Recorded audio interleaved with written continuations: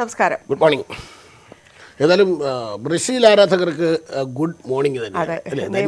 രാവിലെ ഹാപ്പി ആയിട്ട് രണ്ടാമത്തെ ഗോൾ അത് കണ്ടോണ്ടാണ് ഇതിനകത്തോട്ട് കയറുന്നത് എന്നുള്ളതാണ്. നെയ്മറിന്റെ ഗംഭീരമായ ഒരു ഗോള്. അത് ഫസ്റ്റ് ഗോള് 10 മിനിറ്റ് 11-ാം മിനിറ്റിൽ ഫസ്റ്റ് ഗോൾ. കുറച്ച് മുമ്പ് വേറെ ഏർപ്പാടുണ്ടായിരുന്നു. പെനാൽറ്റി ബോക്സിന്റെ പുറത്തുനിന്ന് അകത്തോട്ടൊരു ചാട്ടമായിരുന്നു. പക്ഷേ റഫറി സമ്മതിച്ചില്ല. ഏതായാലും നല്ല കളിയാണ്. നല്ല കളി നടന്നുകൊണ്ടിരിക്കുന്നു. ജഗമേ തന്തിരം റിലീസിന് വൻ അഭിപ്രായം പലരും ഇങ്ങനെ പറയുന്നുണ്ട്. അതിന് 12 മണിക്ക് റിലീസായെന്നാണ് കേൾക്കുന്നത്. ഒന്നും അറിയാൻ വയ്യ. രാവിലെ നോക്കണം സിനിമ റിലീസായൊന്നും. ഇനി രാഷ്ട്രീയ വാർത്തകളുണ്ട്. അതെ, അതുപോലെ സച്ചി ഓർമ്മയായിട്ട് ഒരു വർഷമാണ്. ഒരു വർഷം പോയ പോക്കാണ്. ഇതേപോലെ ഒരു ലോക്ക്ഡൗൺ സമയത്താണ് അദ്ദേഹം മരിക്കുന്നത്. സച്ചി ഓർമ്മയായിട്ടൊരു വർഷമാകുന്നു. അതുപോലെ തന്നെ ഏറ്റവും പ്രധാനപ്പെട്ടത് കായിക മേഖലയിൽ ഇന്ത്യൻ ക്രിക്കറ്റ് ആരാധകർ കാത്തിരിക്കുന്ന ലോക ടെസ്റ്റ് ചാമ്പ്യൻഷിപ്പിന്റെ ഫൈനൽ ഇന്ന് ഇംഗ്ലണ്ടിൽ തുടങ്ങുന്നു. ന്യൂസിലൻഡ് തമ്മിൽ ഏറ്റുമുട്ടുമ്പോൾ ഇന്ത്യ ടീമിനെ തന്നെ പ്രഖ്യാപിച്ചിട്ടുണ്ടോ എന്നാണ് മനസ്സിലാക്കുന്നത്. 3 പേസർമാരും 2 സ്പിന്നർമാരും ഉൾപ്പെടെ ഗംഭീര ടീമിനെയാണ് പ്രഖ്യാപിച്ചിരിക്കുന്നത്. മഴ വെല്ലുവിളിയാവുമെന്നുള്ള ചെറിയൊരു സംശയമുണ്ട്. ന്യൂസിലൻഡ് ഗംഭീര എതിരാളികളാണ്. കഴിഞ്ഞ ലോകകപ്പ് സെമി ഫൈനലിൽ ന്യൂസിലൻഡിനെ നിന്നേറ്റ പരാജയത്തിൻ്റെ കണക്ക് തീർക്കുക എന്നുള്ളൊരു വലിയ കടമ്പ ഇന്ത്യക്ക് മുന്നിലുണ്ട്. ഏതായാലും രാഷ്ട്രീയ രംഗത്ത് വന്നാൽ മരംകൊള്ളയിലേക്ക് ഇടി വരുന്നു എന്നുള്ളതാണ്. അത് ഏറ്റവും പുതിയ വാർത്ത. മരംകൊള്ളയിലേക്ക് ഇടി വരുന്നു. കൊടകര കുഴൽപ്പണൽ കേസിൽ ഇടി വരുമോ ഇല്ലയോ എന്നുള്ള കാര്യത്തിൽ നമ്മളിപ്പോഴും സംശയമാണത്. ഓരോ ദിവസവും കൂടുന്തോറും BJP പ്രതിരോധത്തിലാവുന്നുണ്ട്. കാരണം തെരഞ്ഞെടുപ്പ് കമ്മീഷനൊക്കെ ഇത് ഏറ്റെടുത്തതുകൊണ്ട് DGP റിപ്പോർട്ട് വരും ദിവസത്തിൽ സമർപ്പിക്കും എന്നൊക്കെയുള്ള. ലോക്ക്ഡൌണിൽ കൂടുതൽ ഇളവുകൾ വരുന്നു എന്നുള്ളൊരു സന്തോഷ വാർത്ത. ഇന്നലെ മുതൽ അൺലോക്ക് പ്രക്രിയ തുടങ്ങിക്കഴിഞ്ഞു. ഇന്ന് മുതൽ കൂടുതൽ ഇളവുകൾ വരികയാണ്. അപ്പോൾ കുറേ കൂടി ആശ്വാസം ജനത്തിന് ലഭിക്കുന്നു എന്നൊരു സന്തോഷകരമായ വാർത്തയാണ്. ഇങ്ങനെ ഒരുപാട് വാർത്തകളുള്ളൊരു ദിവസമാണ്. നമുക്ക് സത്യത്തിൽ ഈ ഫുട്ബോളിൻ്റെ കോപ്പി വായിക്കുമ്പോൾ സൂക്ഷിച്ചും കണ്ടു വേണം നമ്മൾ വളരെ ശ്രദ്ധിക്കണം. കാരണം ഒരു വാക്കിന് നമ്മൾ നോക്കി വായിച്ചില്ല തെറിയിലേക്കുള്ള ദൂരം അധികമൊന്നുമില്ല. അതാണ് പ്രശ്നം. നോക്കി കണ്ട് വളരെ സൂക്ഷിച്ച് ഞാനൊക്കെ ഒന്ന് ശ്രദ്ധിച്ച് പതുക്കെയാണ് വായിക്കുന്നത്. വായിക്കൊള്ളാത്ത പേരുകളാണ് മുഴുവൻ. വല്ല നെയ്മറോ മറ്റേ മെസ്സിന്നൊക്കെ പറയുന്നത് നമുക്ക് എളുപ്പമാണ്. ഇത് രക്ഷയില്ല പല പേരും. നമുക്ക് ഏതായാലും ആദ്യം മരംകൊള്ളയുമായി ബന്ധപ്പെട്ട വാർത്തയിലേക്ക് പോകുമെന്നാണ് കരുതുന്നത്. മരംകൊള്ളയിൽ സംസ്ഥാന സർക്കാരിന് EDയുടെ കത്ത്. കള്ളപ്പണ ഇടപാട് ഈ മരംകൊള്ളയിൽ നടന്നുവെന്ന സംശയം ഇടിക്കുണ്ട്. അതുകൊണ്ട് തന്നെ ഇത് അന്വേഷിക്കണമെന്നാണ് EDയുടെ നിലപാട്. സംസ്ഥാന സർക്കാരിന് രേഖാമൂലം ഇക്കാര്യം അറിയിച്ചിട്ടുണ്ട്. കത്ത് വനം വകുപ്പ് വഴി നിയമവകുപ്പിൻ്റെ അഭിപ്രായത്തിനായി അയച്ചിരിക്കുകയാണ്. VS അനുവാണ് തിരുവനന്തപുരത്ത് നിന്ന് ചേരുന്നത്. അനു, നേരത്തെ തന്നെ മരംകൊള്ളയിൽ കേന്ദ്ര അന്വേഷണ ഏജൻസികളെ ഇടപെടിക്കാനുള്ള ശ്രമങ്ങൾ BJP സംസ്ഥാന നേതൃത്വത്തിൻ്റെ ഭാഗത്തുനിന്നുണ്ടായിരുന്നു എന്നാണ് നമുക്ക് മനസ്സിലാക്കാൻ കഴിയുന്നത്. കാരണം BJP സംസ്ഥാന അധ്യക്ഷൻ K. സുരേന്ദ്രൻ ഡൽഹിയിലേക്ക് പോവുകയും കേന്ദ്ര വനം പരിസ്ഥിതി മന്ത്രി പ്രകാശ് ജാവദേക്കറുമായി സംസാരിക്കുകയും അതിനുശേഷം ഇതിൽ അന്വേഷണം ഉണ്ടാകുമെന്ന സൂചനയൊക്കെ നൽകിയതാണ്. ഏതായാലും EDയുടെ കത്ത് ഇതുമായി ബന്ധപ്പെട്ട് സർക്കാരിന് വന്നിരിക്കുന്നു. എന്താണ് ED കത്തിൽ വിശദമായി പറയുന്നത്?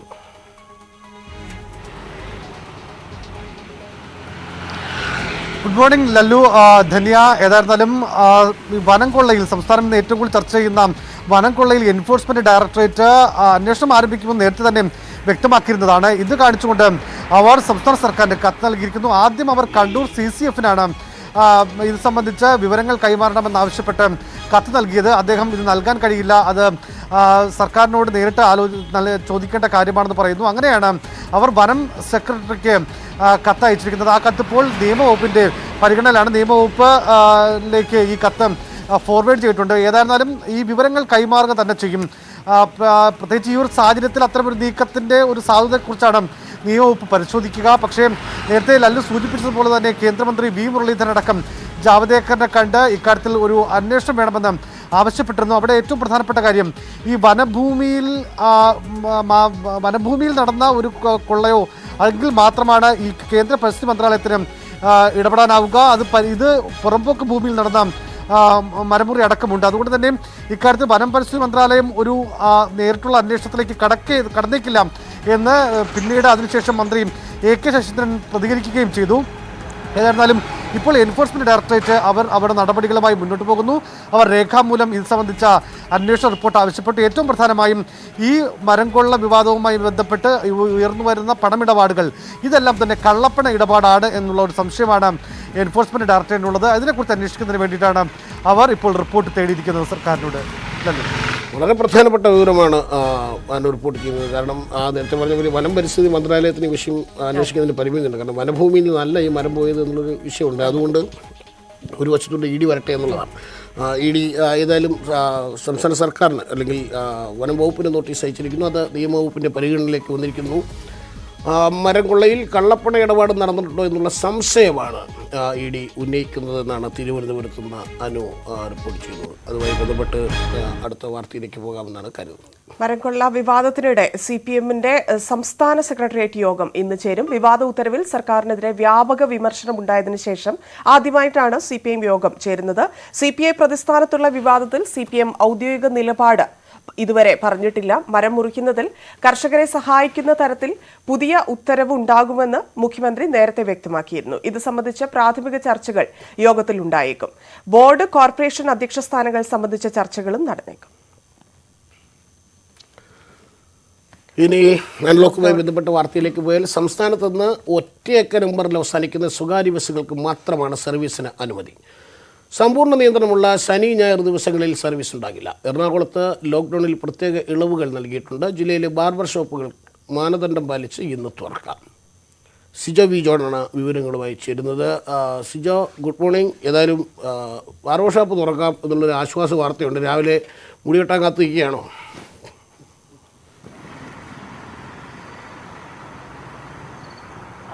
തീർച്ചയായും മുടി ഓൾറെഡി കഴിഞ്ഞ ദിവസം തന്നെ വെട്ടിയിരുന്നു.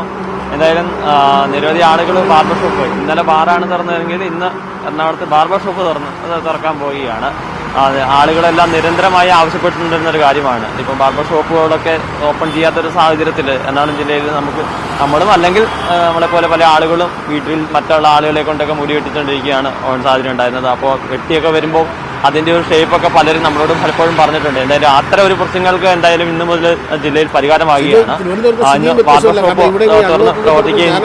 കുരുവിക്കൂട് പണിഞ്ഞു വെച്ചാൽ പല സ്ഥലത്തും നമ്മൾ പോയിട്ട് എല്ലായിടത്തും ക്യൂ വന്നി ഭയങ്കര ആളുകൾ ക്യൂ നിൽക്കുകയാണ്.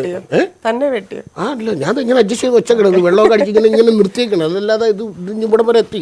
അപ്പോൾ പല സ്ഥലത്തും നല്ല വലിയ ക്യൂ ആണ് ഉണ്ടത്. അപ്പോൾ എറണാകുളത്ത് അറിയാം, നമുക്ക് ഇന്നു മുതൽ കുറച്ച് അധികം നിയന്ത്രണങ്ങളിൽ കുറച്ചുകൂടി ഇളവുകൾ വരുന്നൊരു സാഹചര്യമുണ്ട്. ആളുകളെ സംബന്ധിച്ച് വലിയ അനുഗ്രഹമാണ്. ഇന്നലെ സിജോ തന്നെയാണ് രാവിലെ സ്വകാര്യ ബസ് ജീവനക്കാരുമായിട്ടൊക്കെ സംസാരിച്ചതും. അവരും ഈ 1.5 മാസത്തെ വലിയ പ്രതിസന്ധി കഴിഞ്ഞ് പുറത്തേക്ക് വരുന്നു. 100 രൂപയ്ക്ക് 100 രൂപ വീട്ടിൽ കൊണ്ടുപോകാൻ പറ്റും എന്നൊരു ആത്മവിശ്വാസത്തോടെ അവർ പുറത്തേക്ക് വരികയാണ്. കൂടുതൽ ഇളവുകൾ വരുമ്പോൾ കൂടുതൽ ആളുകൾ പുറത്തേക്ക് വരുന്നു. വ്യാപാര സ്ഥാപനങ്ങൾ കുറച്ചുകൂടി സജീവമാകുന്നു. എന്താണ് എറണാകുളത്തെ ഇന്നലത്തെ ഒരു സ്ഥിതി എന്തായിരുന്നു? ഇന്നും കുറച്ചുകൂടി ആളുകൾ പുറത്തേക്ക് ഇറങ്ങാനുള്ള സാഹചര്യം തന്നെയല്ലേ?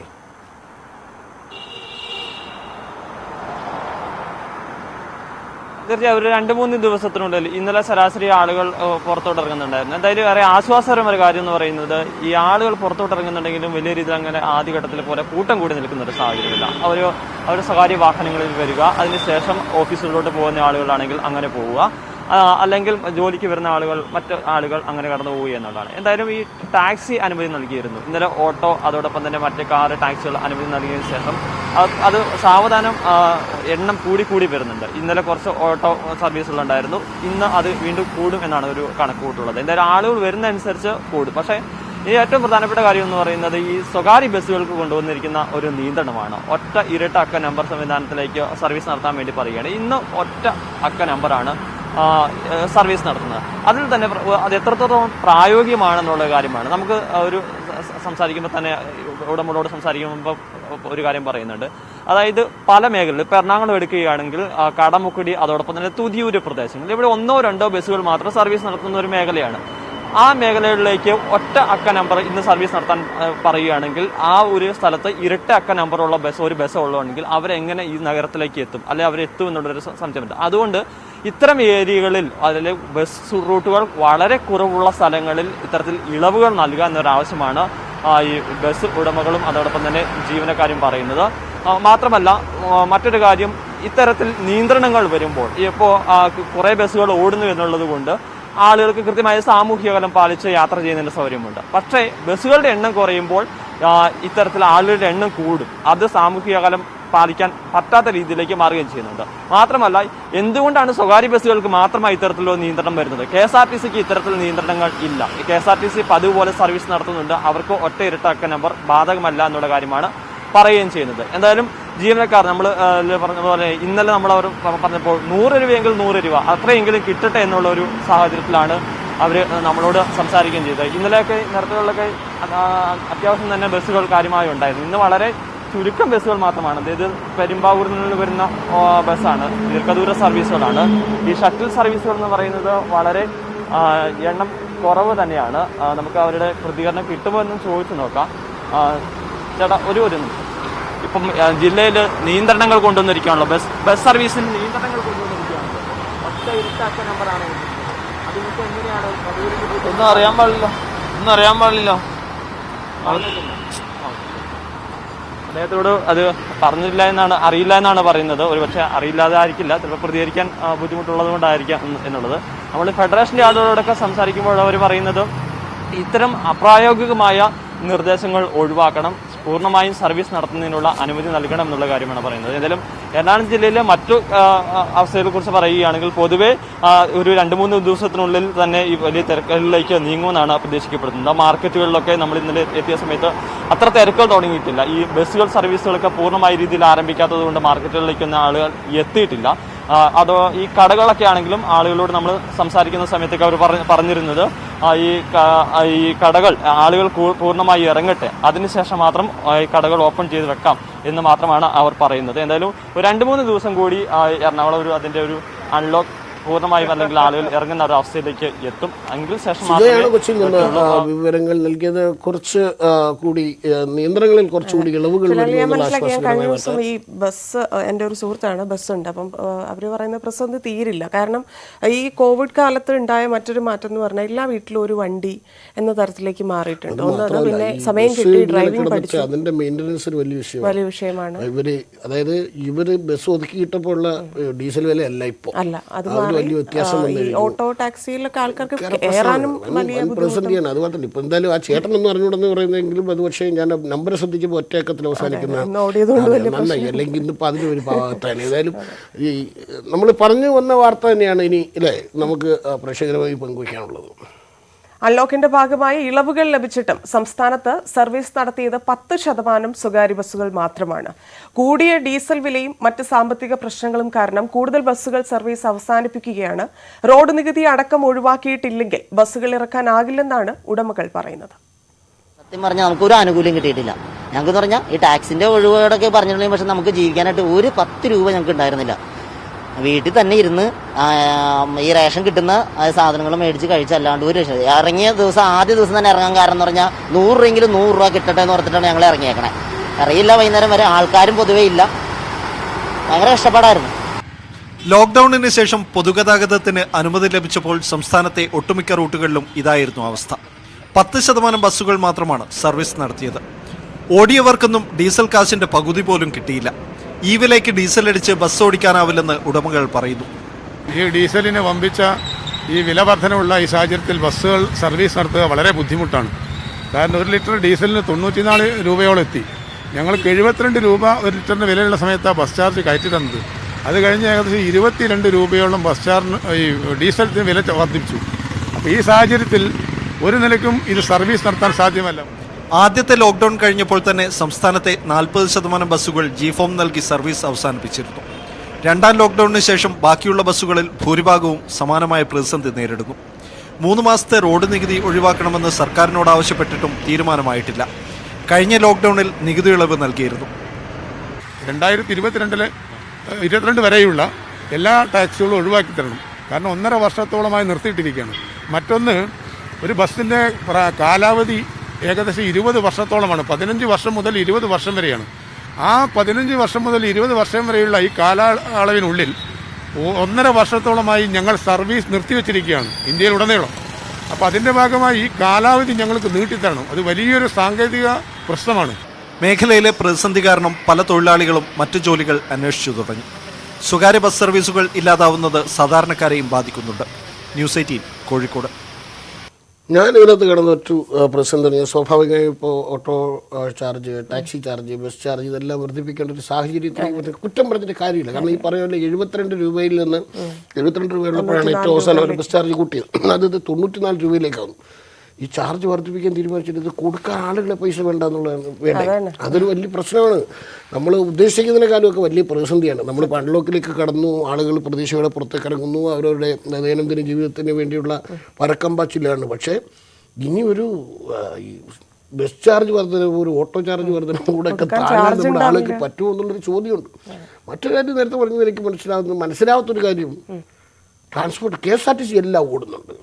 പ്രൈവറ്റ് ബസ്സിന് ഒറ്റ ഇരട്ടാക്കാൻ നമ്പർ എല്ലാത്തിനും ഒഴിക്കുന്ന ഒരേ ഡീസലും ഒക്കെയാണ്. എന്തുകൊണ്ടാണ് അങ്ങനെ ഒരു തീരുമാനം വന്നത് എന്ന് മനസ്സിലാവുന്നില്ല. ഏതായാലും ഈ പറഞ്ഞതുപോലെ ഈ മേഖലയിലുള്ള ആളുകളുടെ ആശങ്ക അത് കാണേണ്ടത് തന്നെയാണ്, അത് പരിഗണിക്കപ്പെടേണ്ട ആശങ്കയാണ്. കാരണം 10,000-കണക്കിന് മനുഷ്യർ ജീവിക്കുന്ന ഒരു മേഖല കൂടിയാണ്. നമുക്ക് മറ്റൊരു വാർത്തയിലേക്ക് വരും. സംസ്ഥാനത്ത് കോവിഡ് അതിതീവ്ര മേഖലകളിൽ പരിശോധന വർദ്ധിപ്പിക്കാൻ തീരുമാനം. ഒരാഴ്ചത്തെ ശരാശരി ടെസ്റ്റ് പോസിറ്റിവിറ്റി നിരക്ക് കണക്കാക്കി പരിശോധനകളുടെ എണ്ണം തീരുമാനിക്കും. ഒരാഴ്ചത്തെ ശരാശരി TPR 30% മുകളിലായാൽ പരിശോധന 10 ഇരട്ടിയാക്കാനാണ് തീരുമാനം. പരിശോധനാ മാർഗരേഖ പരിഷ്കരിച്ചു. ടെസ്റ്റ് പോസിറ്റിവിറ്റി നിരക്ക് കൂടുതലുള്ള പ്രദേശങ്ങളിൽ പരിശോധന വർദ്ധിപ്പിക്കാനാണ് തീരുമാനം. ഒരാഴ്ചത്തെ TPR 30% മുകളിലായാൽ അവസാന 3 ദിവസത്തെ കേസുകളുടെ എണ്ണത്തിന്റെ 10 ഇരട്ടി പരിശോധന നടത്താനാണ് തീരുമാനം. TPR കുറയുന്നതിനനുസരിച്ച് പരിശോധനയുടെ എണ്ണവും മാറും. ഒരാഴ്ചത്തെ TPR 20-നും 30%-നും ഇടയ്ക്കായാൽ അവസാനത്തെ 3 ദിവസത്തെ കേസുകളുടെ 6 ഇരട്ടിയാകും ടെസ്റ്റുകൾ. ഒരാഴ്ചത്തെ TPR 2-നും 20%-നും ഇടയ്ക്കായാൽ അവസാനത്തെ 3 ദിവസത്തെ കേസുകളുടെ 3 ഇരട്ടിയാക്കും പരിശോധന. ഒരു പൂളിൽ 5 സാമ്പിൾ എന്ന നിലയിൽ RT-PCR പൂൾഡ് പരിശോധനയാകും നടത്തുക. ടെസ്റ്റ് പോസിറ്റിവിറ്റി നിരക്കിനനുസരിച്ചാണ് നിലവിൽ സംസ്ഥാനത്ത് നിയന്ത്രണം ഏർപ്പെടുത്തിയിരിക്കുന്നത്. ഒരാഴ്ചത്തെ TPR ശരാശരി കണക്കാക്കി ബുധനാഴ്ചയിലാണ് ഓരോ പ്രദേശവും ഏത് മേഖലയിലാണ് ഉൾപ്പെടുകയെന്ന് തീരുമാനിക്കുക. ന്യൂസ് 18 തിരുവനന്തപുരം. മറ്റ് വാർത്തകളിലേക്ക് എത്താം. കൂടുതൽ വാർത്തകൾക്ക് malayalam.news18.com.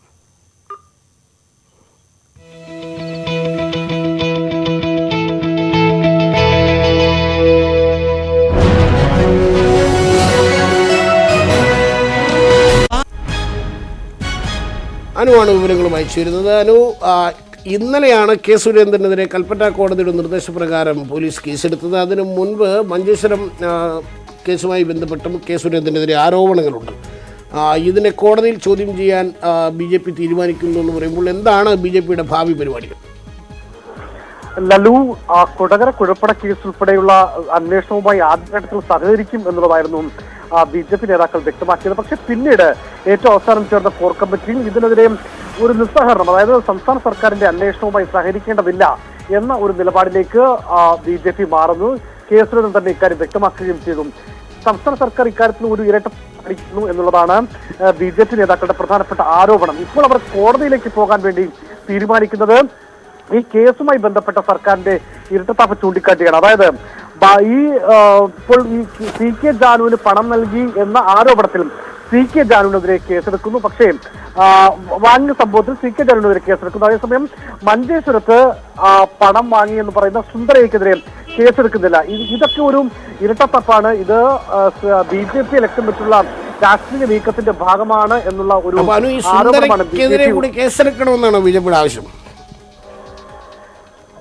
ലലു, എടുക്കുന്നില്ല എന്നുള്ള ഒരു ഇത്തരത്തിലുള്ള ഒരു ഇരട്ടത്താപ്പ് ചൂണ്ടിക്കാട്ടിയാണ് BJP കോടതിയെ സമീപിക്കാൻ വേണ്ടി ഒരുങ്ങുന്നത്. ഒരുപക്ഷെ ഹൈക്കോടതിയിൽ ഇത് സംബന്ധിച്ച ഒരു കേസ് നൽകാൻ അവർ ആലോചിക്കുന്നുണ്ട്. നമുക്ക് നേരത്തെ അറിയാം, നേരത്തെ ഈ കേസുമായി സഹകരിക്കുമെന്ന് പറഞ്ഞ BJP പെട്ടെന്ന് പ്രത്യേകിച്ച് ഇപ്പോൾ ഈ കോടതികൾ 2 കോടതികൾ ഇടപെട്ടുകൊണ്ട് കേസെടുക്കാനുള്ള നിർദ്ദേശങ്ങൾ നൽകുന്നു. ഇതിന് പിന്നാലെയാണ് ഇക്കാര്യത്തിൽ ഒരു നിയമ നടപടികളിലേക്ക് BJP സംസ്ഥാന നേതൃത്വം നീങ്ങുന്നത്. ലല്ലു, അനു, വീണ്ടും രാവിലെ അനു നല്ല തിരക്ക് പിടിച്ച സമയമാണ്. രാവിലെ പ്രധാനപ്പെട്ട വാർത്തകൾ. ആദ്യം EDയുടെ കത്തും, ഇപ്പോൾ BJPയുടെ കുത്തും എന്ന് വേണമെങ്കിൽ പറയാം. കാരണം ഈ കേസ് അന്വേഷണം അല്ലെങ്കിൽ ഈ സാഹചര്യങ്ങൾ ഉണ്ടായ സമയത്ത് ഞങ്ങൾ പൂർണ്ണമായും ഇതുമായി സഹകരിക്കുമെന്ന് പറയുകയും കഴിഞ്ഞ ദിവസത്തോടുകൂടി ഞങ്ങൾ തൽക്കാലം സഹകരിക്കുന്നില്ല, ഞങ്ങൾ വിളിച്ചാൽ ചെറുതായിട്ടൊന്ന് ഇപ്പോൾ തെരഞ്ഞെടുപ്പ് കമ്മീഷനൊക്കെ ഇടപെട്ടതിന്റെ ഒരു ടെൻഷൻ എനിക്ക് തോന്നുന്നത് ഇതിപ്പോൾ ഈ കോടതിയെ സമീപിക്കാനുള്ള കാരണമായി പറയുന്നത് CK ജാനു കോഴ വാങ്ങി എന്ന് കാണിച്ച് CK ജാനുവിനെതിരെ കേസെടുക്കുകയും മഞ്ചേശ്വരത്ത് കോഴ വാങ്ങിയ സുന്ദരയ്ക്കെതിരെ എടുക്കാതിരിക്കുകയും ചെയ്യുന്നൊരു സാഹചര്യം. ഇതിൽ വൈരുദ്ധ്യം ഉണ്ടാണ്. സുന്ദരയ്ക്കെതിരെ കേസെടുത്താൽ ഈ പ്രശ്നം പരിഹരിക്കപ്പെടുമോ എന്നുള്ളതാണ് ചോദ്യം. ഏതായാലും ഇതുമായി ബന്ധപ്പെട്ട് വാർത്തകളുണ്ട്. നമുക്ക് ആ മഞ്ചേശ്വരം വാർത്ത നോക്കാം. കെ സുരേന്ദ്രൻ പ്രതിയായ മഞ്ചേശ്വരത്തെ കോഴക്കേസിൽ സുന്ദരയുടെയും അമ്മയുടെയും ഉൾപ്പെടെ 5 പേരുടെ രഹസ്യമൊഴിയെടുക്കും. ഈ മാസം 29, 30 തീയതികളിൽ ഓസ്ദുർഗ് ജുഡീഷ്യൽ ഫസ്റ്റ് ക്ലാസ് മജിസ്ട്രേറ്റ് കോടതി മുൻപാകെ ഇവരുടെ മൊഴി രേഖപ്പെടുത്തും. സുന്ദര 1 ലക്ഷം രൂപ ഏൽപ്പിച്ച വ്യക്തിയും ഇവരിൽ ഉൾപ്പെടുന്നു. ഇതിനിടെ കേസിൽ തെളിവ് ശേഖരണം ഊർജിതമാക്കിയ അന്വേഷണ സംഘത്തിന് പണമിടപാടുകളുടെ കൂടുതൽ വിവരങ്ങൾ ലഭിച്ചിട്ടുണ്ട്. സുന്ദരയുടെ വീടിന്റെ മേൽക്കൂര നിർമ്മാണത്തിനുൾപ്പെടെ ചെലവായ തുകയുടെ ബില്ലടക്കമുള്ള രേഖകൾ ക്രൈംബ്രാഞ്ച് സംഘത്തിന് ലഭിച്ചതായാണ് വിവരം. 65,000-ഓളം രൂപ വീടിന്റെ അറ്റകുറ്റപ്പണിക്കായി ചെലവായെന്നാണ് സൂചന. ഏതായാലും ആ കാര്യത്തിൽ സുന്ദരയ്ക്ക് ആശ്വസിക്കാം. കാരണം വീടിൻ്റെ മേൽക്കൂര റെഡിയായി. ബാക്കി പൈസ പോലീസ് കൊണ്ടുപോയെങ്കിലും ആ മേൽക്കൂര ഇനിയിപ്പോൾ അത് വിളിച്ചുകൊണ്ട് പോകാൻ പറ്റത്തില്ല. പിന്നെ കിട്ടിയ ഫോണും പോയി, അതും അന്വേഷണമൊക്കെ കൊണ്ടുപോയി. മൊത്തത്തിൽ നഷ്ടക്കച്ചവടമാണ്. തൃശ്ശൂർ മരംകൊള്ളയിൽ പോലീസ് 3 കേസുകൾ രജിസ്റ്റർ ചെയ്തു. തൃശ്ശൂർ ജില്ലയിൽ കൊള്ള നടന്ന 3 റേഞ്ചിലും ഓരോ കേസുകൾ വീതമാണ് എടുത്തത്. മോഷണക്കുറ്റം ചുമത്തിയാണ് കേസെടുത്തത്. സുവി വിശ്വനാഥൻ വിവരങ്ങളുമായി ചേരുകയാണ്. Suvi, good morning. രാവിലെ തന്നെ പോലീസും കേസും ഒക്കെയാണ്. തൃശ്ശൂർ ഈ 3 റേഞ്ചുകളിൽ 3 കേസുകളാണ് പോലീസ് എടുത്തിരിക്കുന്നതെന്നാണ് മനസ്സിലാക്കുന്നത്. എന്താണ് വിശദാംശങ്ങൾ? ലല്ലു, മരംകൊള്ളയിൽ ഏറ്റവും കൂടുതൽ നടന്നത് തൃശൂർ ജില്ലയിലാണ്. തൃശൂർ ജില്ലയിലെ മച്ചാട്, വടക്കാഞ്ചേരി, പട്ടിക്കാട് റേഞ്ചുകളിലാണ് ഏറ്റവും കൂടുതൽ കേസുകൾ രജിസ്റ്റർ ചെയ്തിരിക്കുന്നത്. ഏറ്റവും കൂടുതൽ മരംകൊള്ള നടന്നിരിക്കുന്നത് ഇവിടെ വയനാടിനെ അപേക്ഷിച്ച് തൃശൂർ ഉണ്ടായിരിക്കുന്ന ഏറ്റവും പ്രധാന പ്രശ്നം എന്ന് പറയുന്നത് റവന്യൂ ഡിപ്പാർട്ട്മെന്റിന്റെ റെക്കമെൻഡ് ലെറ്ററോട് കൂടിയാണ് തൃശ്ശൂരിൽ റെക്കമെൻഡ് ലെറ്റർ നൽകുകയും അതിനെ തുടർന്ന് പാസ് അനുവദിക്കുകയും ചെയ്തിട്ടുണ്ട് വനംവകുപ്പ്. ഈ ഒരു സാഹചര്യമാണ് തൃശ്ശൂർ ജില്ലയിൽ നിൽക്കുന്നത്. അതുകൊണ്ട് തന്നെ ഇടനിലക്കാർക്കെതിരെ കേസെടുക്കുക എന്നത് വലിയ പ്രതിസന്ധിയായിരുന്നു വനം വകുപ്പിന്. എന്നാൽ ഇപ്പോൾ പോലീസാണ് ഈ കേസെടുത്തിരിക്കുന്നത്. മില്ലുടമകൾക്ക് ഈ മരം വിറ്റ കർഷകരിൽ നിന്ന് മരം വാങ്ങി മില്ലുടമകൾക്കെതിരെ വിറ്റ ഇടനിലക്കാർക്കെതിരെയാണ് കേസെടുത്തിരിക്കുന്നത് എന്നാണ് നമുക്ക് മനസ്സിലാക്കാൻ സാധിക്കുന്നത്. 3 റേഞ്ചുകളിലാണ് ഈ കേസെടുത്തിരിക്കുന്നത്. വടക്കാഞ്ചേരി, പട്ടിക്കാട്, അതുപോലെ മച്ചാട്, ഇങ്ങനെ 3 റേഞ്ചുകളിലാണ് കേസെടുത്തിരിക്കുന്നത്. ഒപ്പം 15 കേസുകൾ വനംവകുപ്പ് ഇതുമായി ബന്ധപ്പെട്ട് സമാന്തര അന്വേഷണം നടത്തുന്നുണ്ട്. അതിന്റെ ഭാഗമായി കഴിഞ്ഞ ദിവസങ്ങളിൽ മില്ലുകളിൽ നടത്തിയ റെയ്ഡിന്റെ ഭാഗമായി 15 കേസുകൾ അവരും, അതായത് വനംവകുപ്പും എടുത്തിട്ടുണ്ട്. ലല്ലു, സുവിയാണ് തൃശ്ശൂരിൽ നിന്ന് വിവരങ്ങൾ നൽകിയത്. മരംകൊള്ളയിൽ തൃശ്ശൂരിൽ 3 കേസുകൾ രജിസ്റ്റർ ചെയ്തിരിക്കുന്നു എന്ന വാർത്തയാണ്. 3 റേഞ്ചുകളിലായി 3 കേസുകളാണ് ഇവിടെ രജിസ്റ്റർ ചെയ്തിരിക്കുന്നത്. ഏതായാലും എതിർപ്പുമായി ബസ് ഉടമകളും ജീവനക്കാരും ബസ് സർവീസ് കുറഞ്ഞ സ്ഥലത്തേക്കെങ്കിലും നിയന്ത്രണം ഒഴിവാക്കണമെന്നാണ് ആവശ്യം. സർവീസുകളുടെ എണ്ണം കുറഞ്ഞതോടെ ബസ്സുകളിൽ യാത്രക്കാരുടെ തിരക്ക് കൂടി. സിജോയാണ് വിവരങ്ങൾ പങ്കുവയ്ക്കാനുള്ളത്. സിജോ, നേരത്തെ പറഞ്ഞ കാര്യം തന്നെയാണ്. KSRTC ബസ്സുകൾ ഇതിങ്ങനെ ഒരു നിയന്ത്രണവുമില്ലാതെ, ഇപ്പോൾ ഒറ്റയക്ക ഇരട്ടയക്ക നമ്പറുകൾ എന്ന നിയന്ത്രണമില്ലാതെ യഥേഷ്ടം സർവീസ് നടത്തുന്നിടത്ത് സ്വകാര്യ ബസ്സുകൾക്ക് മാത്രമായി എന്തുകൊണ്ടാണ് ഇങ്ങനെ നിയന്ത്രണം കൊണ്ടുവരുന്നത്? ബസ് ഉടമകളുടെ ആവശ്യവും ന്യായമാണ്. കാരണം അവർ 1.5 മാസമായിട്ട് വണ്ടി അകത്ത് കയറ്റിയിട്ടേക്കാണ്. പുറത്തേക്ക് ഇറങ്ങുമ്പോൾ ഈ ഒന്നാമത് ഈ ഡീസൽ വില ഇത്രയും ഉയർന്നു നിൽക്കുന്നൊരു സാഹചര്യം, അതോടൊപ്പം ഇത്രയും നിയന്ത്രണങ്ങൾ കൊണ്ടുവരിക എന്നുള്ളത് എന്താണ് ഇങ്ങനൊരു തീരുമാനമെടുക്കാൻ ജില്ലാ ഭരണകൂടത്തെ പ്രേരിപ്പിച്ചതെന്നാണ് മനസ്സിലാക്കുന്നത്?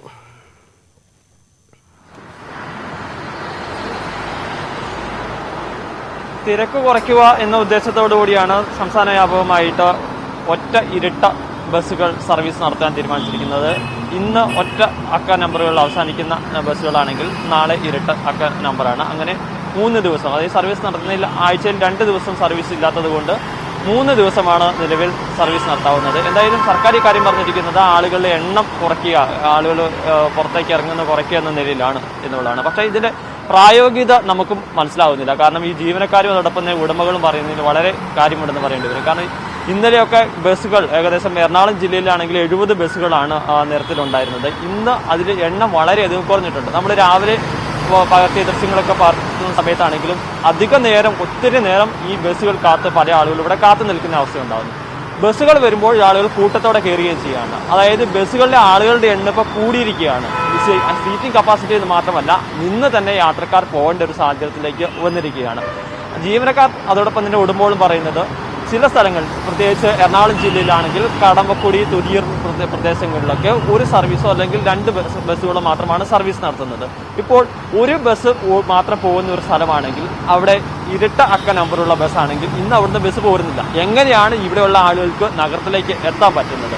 അപ്പോൾ അതുകൊണ്ട് ഈ സ്ഥലങ്ങളിലേക്ക് എങ്കിലും സർവീസുകൾ കുറഞ്ഞിരിക്കുന്ന സ്ഥലത്തേക്കെങ്കിലും ഇത്തരത്തിലുള്ള നിയന്ത്രണങ്ങൾ ഒഴിവാക്കണമെന്നാണ് അവർ ആവശ്യപ്പെടുന്നത്.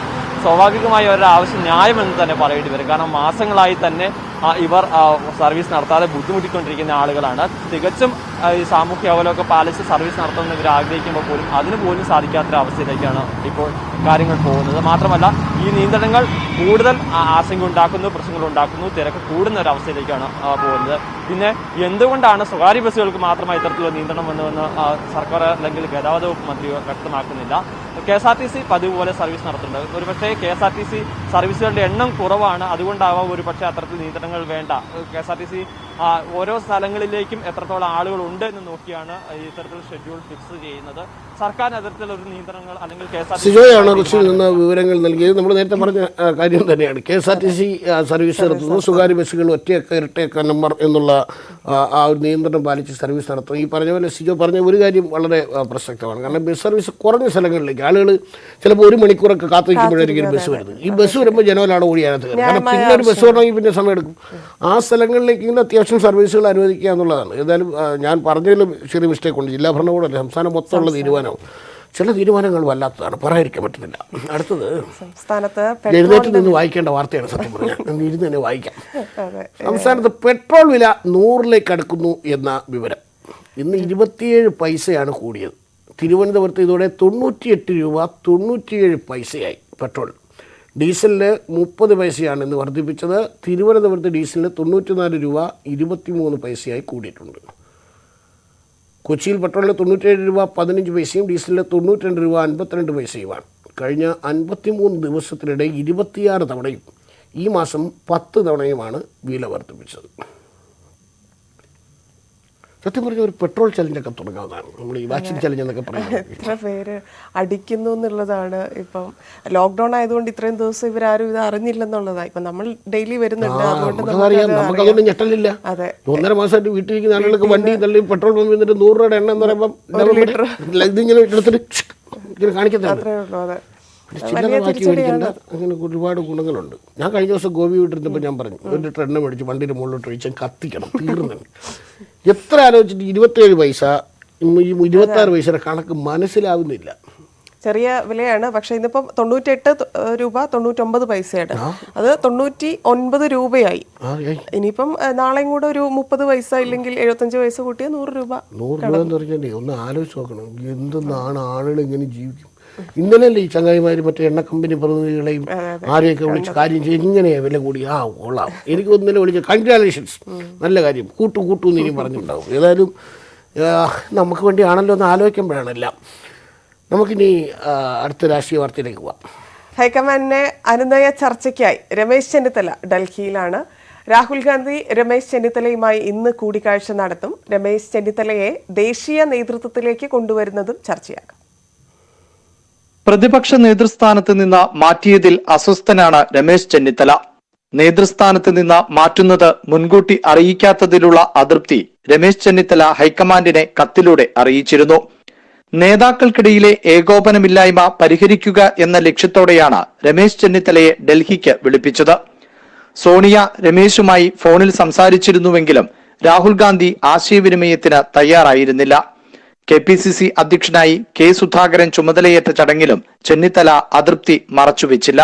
നിലവിൽ പദവികളൊന്നുമില്ലാത്ത രമേശ് ചെന്നിത്തലയെ ദേശീയ നേതൃത്വത്തിലേക്ക് കൊണ്ടുവരുന്നതും ചർച്ചയാകുമെന്നാണ് വിവരം.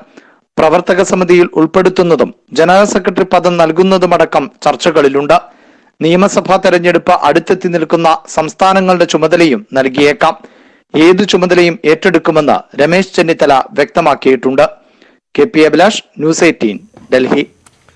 എനിക്ക് മനസ്സിലാകാത്തൊരു കാര്യം, നിയമസഭാ തെരഞ്ഞെടുപ്പ് നടന്നു, തോറ്റു. പ്രതിപക്ഷ നേതാവായിരുന്ന രമേശ് ചെന്നിത്തല ഈ തോൽവിയുടെ പേരിലായിരിക്കുമല്ലോ സ്വാഭാവികമായിട്ടും അദ്ദേഹത്തെ ഈ പ്രതിപക്ഷ നേതാവ് സ്ഥാനത്ത് നിന്ന് മാറ്റിയിട്ട് വേറെ ആളിനെ കൊണ്ടുവരുന്നത്.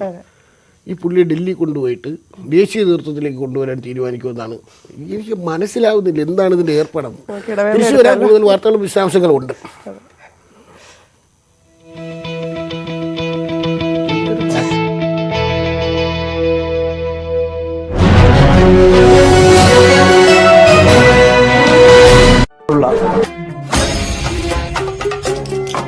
മധുരമുള്ള വാർത്തകൾ കത്രിക കട്ടില്ലാതെ നാട്ടുവർത്തമാനം.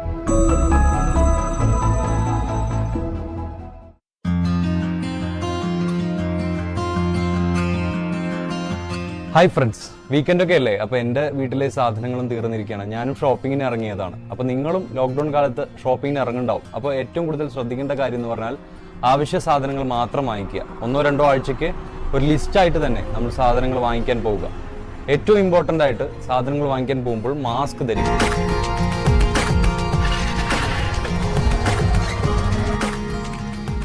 പർച്ചേസിങ്ങിനൊക്കെ പോകുമ്പോൾ നമ്മൾ പല സ്ഥലത്തും ടച്ച് ചെയ്യാനുള്ള ഒരു സാധ്യത ഉണ്ട്. അപ്പോൾ നമ്മൾ പറ്റുകയാണെങ്കിൽ നമ്മൾ ഗ്ലൗ ഉപയോഗിക്കുക. ഇപ്പം എല്ലാ കടകളിലും സോഷ്യൽ ഡിസ്റ്റൻസിങ് പാലിക്കാൻ വേണ്ടിയിട്ട് അവർ ചില തരത്തിൽ സർക്കിൾസ് വരച്ചിട്ടുണ്ട്. അപ്പോൾ ആ സർക്കിൾസിൽ നമ്മൾ കയറി നിൽക്കണം.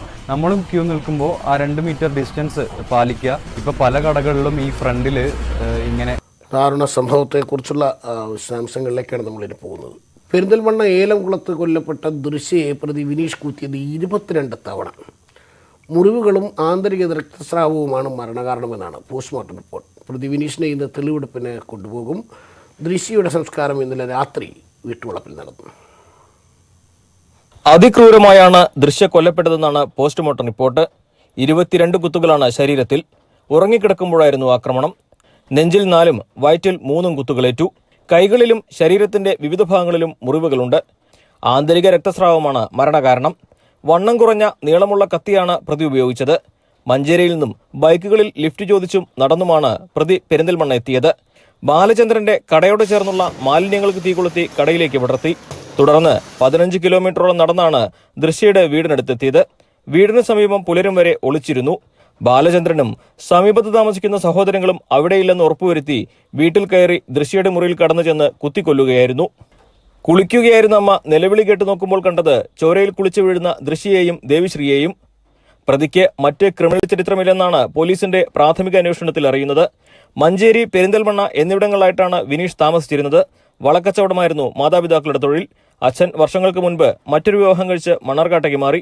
കഴിഞ്ഞ ഏപ്രിലിൽ ദൃശ്യയുടെ കുടുംബം വിനീഷിനെതിരെ പോലീസിൽ പരാതി നൽകുകയും തുടർന്ന് പോലീസ് താക്കീത് ചെയ്തയക്കുകയും ഉണ്ടായി. അതിനുശേഷമാണ് വിനീഷ് ഇത്തരമൊരു ആലോചന നടത്തിയതെന്നാണ് പോലീസിന് പ്രാഥമിക ചോദ്യം ചെയ്യലിൽ അറിയാൻ കഴിഞ്ഞത്. ന്യൂസ് 18 മലപ്പുറം. ചെറിയൊരു പക നേരത്തെ കേസ് കൊടുത്തോണ്ട് പരാതി കൊടുത്തോണ്ടൊക്കെ ആയിരിക്കും അതിങ്ങനെ 21 വയസ്സ് ക്രിമിനൽ ആളുകൾ ഈ ഒന്നും പറയാനില്ല. കാരണം ഈ ഇതുമായി ബന്ധപ്പെട്ട പലതരത്തിലുള്ള വാർത്തകൾ നമ്മൾ കാണുകയാണ്. ആളുകളുടെ ഒരു മാനസികാവസ്ഥ ഇങ്ങനെയാണ് പോകുന്നത് എന്ന് എത്ര ആലോചിച്ചിട്ട് പിടിയിട്ടുന്നില്ല. അതാണ് 13 വയസ്സുള്ള ഒരു കുട്ടിക്ക് കൂടി കുത്തേറ്റ് കിടക്കുന്നത്. അത് ക്രിട്ടിക്കലാണ്. അതിൻ്റെ ഒരു അവസ്ഥ ക്രിട്ടിക്കലാണ്. അതല്ല, പ്ലാനിങ് ആണ്. അച്ഛൻ്റെ കടയ്ക്ക് തീയിടുക, 15 കിലോമീറ്റർ നടക്കുക, അത് കഴിഞ്ഞ് വീട്ടിനടുത്ത് പോയി ഒളിച്ചിരിക്കുക. അയാൾ എന്തൊരു മാനസികാവസ്ഥയിലായിരിക്കും ഞാൻ ചിന്തിക്കുന്നത്. അത്രയുമൊക്കെ ചെയ്ത് അതും അവിടുന്ന് പെരിന്തൽമണ്ണയിൽ എത്തിയത് ഇങ്ങനെ, അത് അവിടുന്ന് 15 കിലോമീറ്റർ നടന്നു പോയി എന്നൊക്കെ പറയുമ്പോൾ അത്രയും ദേഷ്യവും വെറുപ്പോ എന്തുകൊണ്ടോ അങ്ങനെ ആയിപ്പോയി. ചില പ്രായത്തിലുള്ള പയ്യന്മാരെ നമ്മൾ നഷ്ടപ്പെട്ടത് ആ കുടുംബത്തിനാണെന്നുള്ളതാണ്. കാരണം 21 വയസ്സ് വരെ ഒരു പെൺകുട്ടിയെ വളർത്തിക്കൊണ്ടുവന്ന് വല്ലാത്തൊരു സംഭവമാണ്. പല തരത്തിലാണ്. ഇപ്പോൾ കൊച്ചിയിൽ കഴിഞ്ഞ ദിവസം ഉണ്ടായ ഫ്ളാറ്റിൽ യുവതിയെ പീഡിപ്പിച്ച സംഭവം, അതും ഇതുപോലെ വളരെ ക്രൂരമായിട്ടായിരുന്നു പെരുമാറിയിരുന്നത്. പ്രതി മാർട്ടിൻ ജോസഫിന്റെ കസ്റ്റഡി കാലാവധി ഇന്ന് അവസാനിക്കുകയാണ്. ഇയാളെ ഒളിവിൽ കഴിഞ്ഞിരുന്ന തൃശ്ശൂരിൽ ഉൾപ്പെടെ എത്തിച്ച് അന്വേഷണ സംഘം തെളിവെടുപ്പ് നടത്തിയിരുന്നു. മാർട്ടിൻ രക്ഷപ്പെടാൻ ഉപയോഗിച്ച കാറും പോലീസ് കണ്ടെടുത്തിട്ടുണ്ട്. മാർട്ടിൻ ജോസഫിന്റെ സാമ്പത്തിക ഇടപാടുകളെക്കുറിച്ച് വിശദമായ അന്വേഷണമാണ് പോലീസ് നടത്തുന്നത്. മാർട്ടിൻ ജോസഫിനെ 4 ദിവസത്തേക്കാണ് Ernakulam judicial first class magistrate കോടതി പോലീസിന്റെ കസ്റ്റഡിയിൽ വിട്ടിരുന്നത്. സിനിമ എത്തിയിട്ടില്ല. കമ്മിങ് ഓൺ ഫ്രൈഡേ എന്ന് കാണിക്കുന്നു. സാധാരണ ആമസോണിൽ പ്രൈമിലാണെങ്കിൽ ഇതിന് രാത്രി 12 തന്നെ പണ്ട് റിലീസ് ആവേണ്ടതാണ്. 12 മുമ്പ് എത്താറുണ്ട്. 2 മണിക്കൂർ 38 മിനിറ്റാണ് സിനിമയുടെ ദൈർഘ്യം. അത് മാത്രമല്ല, ഫസ്റ്റ് റിപ്പോർട്ട് ഫിലിം ഇൻഡസ്ട്രിയിൽ അത് കണ്ട ആളുകളൊക്കെ പറയുന്ന പറഞ്ഞാൽ അസാധ്യമായ സിനിമയാണ് തന്നെ. അത് ഒന്നിൽ കാർത്തിക് സുബ്രാജ് എന്ന ടെക്നീഷ്യൻ നമുക്കറിയാം, പുള്ളിയുടെ ജിഗർദണ്ഡ ആയാലും പേട്ടയായാലും, പേട്ടയൊക്കെ വേറൊരു ലെവലിൽ ഭയങ്കര രസമുള്ള സിനിമയാണ്. അതുപോലെ ഞാൻ ധനുഷ് ആരാധികയാണ്, പക്ഷെ എനിക്ക് ട്രെയിലറിൽ ജോജു ജോർജിന്റെ ആ ഡാൻസ് ആണ് ഇഷ്ടപ്പെട്ടത്. അപ്പൊ ഇതിങ്ങനെ ഈ പുള്ളി ഇപ്പൊ പേട്ടയിൽ തന്നെ പേട്ടയുടെ ഫ്രെയിമുകളൊക്കെ ഭയങ്കര രസമാണല്ലോ, രണ്ട് കാലം രണ്ട് ഭയങ്കര എക്സ്പെക്ടേഷനാണ് പടം. ഭയങ്കര എക്സ്പെക്ടേഷൻ തന്നെ കാണണം. കാരണം എന്താ അറിയോ, സോഷ്യൽ മീഡിയ നാളെ മുതൽ തുറക്കാൻ പറ്റില്ല. റിവ്യൂസ് കാണുന്നതിന് മുമ്പ് ആൾക്കാർ സിനിമ കാണാൻ ശ്രമിക്കുക, അതാണ് പറയാനുള്ളത്. രാജ്യത്തെല്ലാവരും വാക്സിൻ എടുത്ത് കോവിഡിനെ പ്രതിരോധിക്കാൻ സജ്ജരാണെന്ന് ഉറപ്പാക്കാൻ നെറ്റ്വർക്ക് 18 പ്രതിജ്ഞാബദ്ധമാണ്. ഇതിനായുള്ള ബോധവൽക്കരണമാണ് ഫെഡറൽ ബാങ്കുമായി ചേർന്ന് നടത്തുന്ന Sanjeevani campaign. Health expert Apollo 24/7 ഈ ദൗത്യത്തിൽ പങ്കാളിയാകുന്നു. കൂടുതൽ വിവരങ്ങൾക്ക് moneycontrol.com/sanjeevani എന്ന വെബ്സൈറ്റ് സന്ദർശിക്കുക. തിരിച്ചു വരാം ഇടവേളയ്ക്ക് ശേഷം.